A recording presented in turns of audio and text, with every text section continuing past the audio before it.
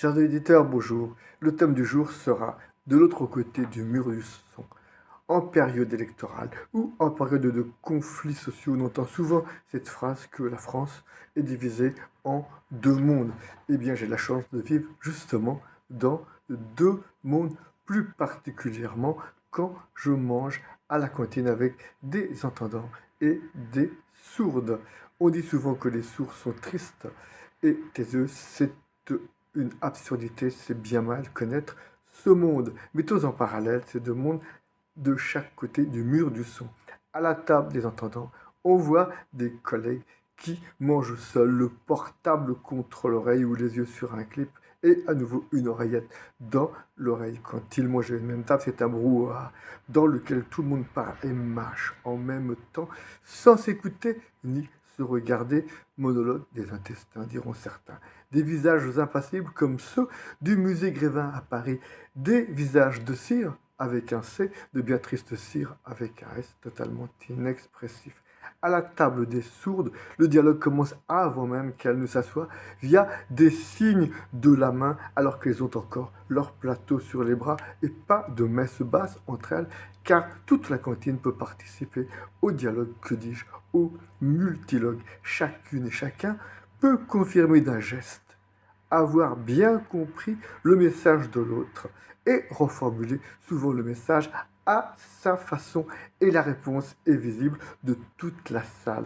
Par exemple, si on trouve une phrase pas bien maligne, eh bien, on ne se prive pas du signe. Comme quoi, on a trouvé ça vraiment très bête.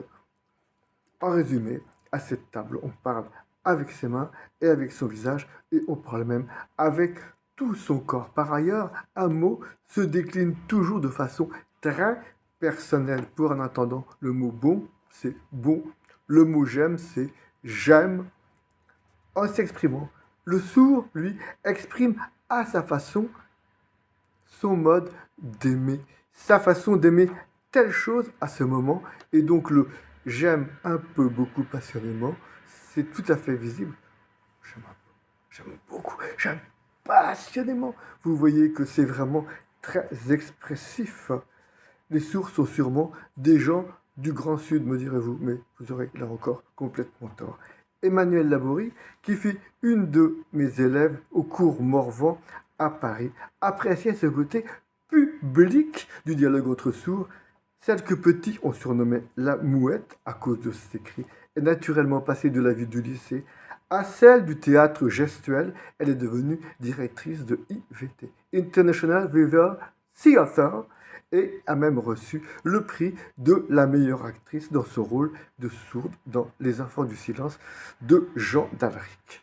Nous avons, je pense, beaucoup à apprendre de l'autre monde, de ce monde de l'autre côté.